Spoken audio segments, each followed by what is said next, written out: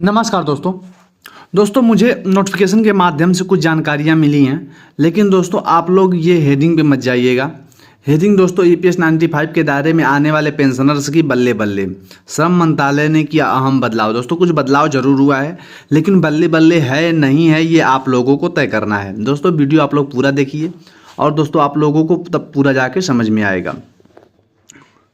दोस्तों फिलहाल ये मुझे नोटिफिकेशन मिला था, इस पर मैंने वीडियो बनाया, सोचा मेरा वीडियो बनाना जरूरी है। दोस्तों जैसे नोटिफिकेशन मिलता है, कोई नया आता है दोस्तों, मैं हर एक साइटों से उठा के दोस्तों इस प्रकार से आप लोगों के सामने जो है वो वीडियो लेके आता हूँ।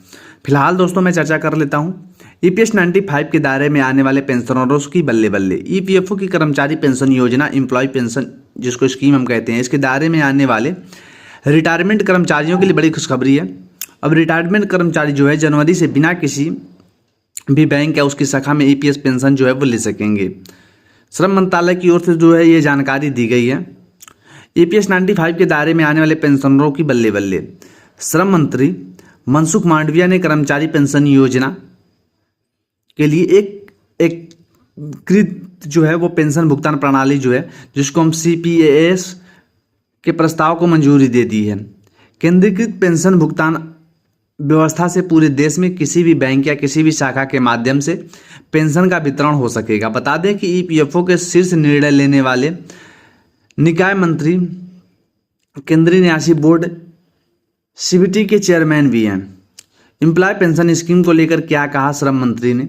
मनसुख मांडविया ने कहा कि केंद्रीकृत पेंशन भुगतान प्रणाली की मंजूरी को ईपीएफओ के आधुनिकीकरण की दिशा में मील का पत्थर है। इसके तहत पेंशनधारक जो हैं देश में कहीं भी किसी भी बैंक किसी भी शाखा से अपनी पेंशन प्राप्त कर सकते हैं।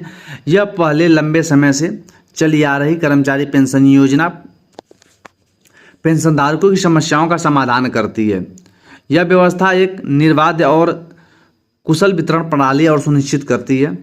मनसुख मांडविया ने कहा कि यह ईपीएफओ को अपने सदस्यों और पेंशनधारकों की ज़रूरतों को बेहतर ढंग से पूरा करने के लिए अधिक मजबूत और उत्तरदायी और तकनीक सक्षम संगठन में बदलने के हमारे प्रयासों की दिशा में महत्वपूर्ण कदम है।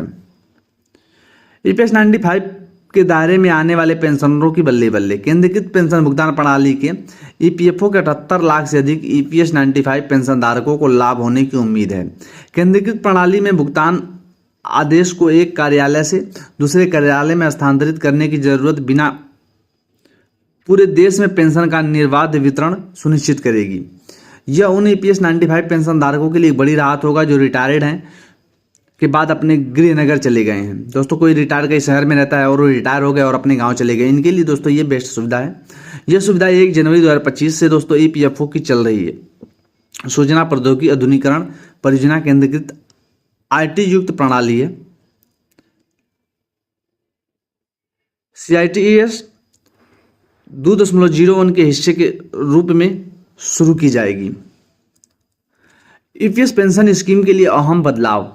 मंत्रालय के मुताबिक नई प्रणाली में मौजूद ईपीएस 95 पेंशन वितरण प्रक्रिया से महत्वपूर्ण बदलाव, जिसके तहत ईपीएफओ के प्रत्येक क्षेत्रीय कार्यालय को केवल 3 या 4 बैंकों के साथ अलग अलग समझौता करना पड़ता था। इसमें कहा गया है कि अब ईपीएस 95 पेंशनधारकों को पेंशन शुरू होने के समय सामान्य के लिए बैंक शाखा में जाने की जरूरत नहीं होगी और भुगतान जारी होने के तुरंत जमा कर दिया जाएगा। इसके साथ ही ईपीएफओ को उम्मीद है कि कर्मचारियों को पेंशन योजना में नई प्रणाली से पेंशन वितरण लागत में महत्वपूर्ण कमी जो है वो आएगी। फिलहाल दोस्तों आप लोग इसको लेकर क्या सोचते हो? दोस्तों ये प्रणाली कैसी है आप कमेंट करके जरूर बताइए। फिलहाल दोस्तों हम लोगों को तो एक ही मेरे चैनल का तो दोस्तों एक ही उद्देश्य है, ईपीएस 95 पेंशन को जब तक हमारे हक ने की लड़ाई नहीं मिलेगी, दोस्तों हक का पैसा नहीं मिलेगा, तब तक हमारी इसी तरह से वीडियो जारी रहेगी, काम चलता रहेगा। चलिए दोस्तों मिलते हैं नए वीडियो में, तब तक के लिए थैंक यू।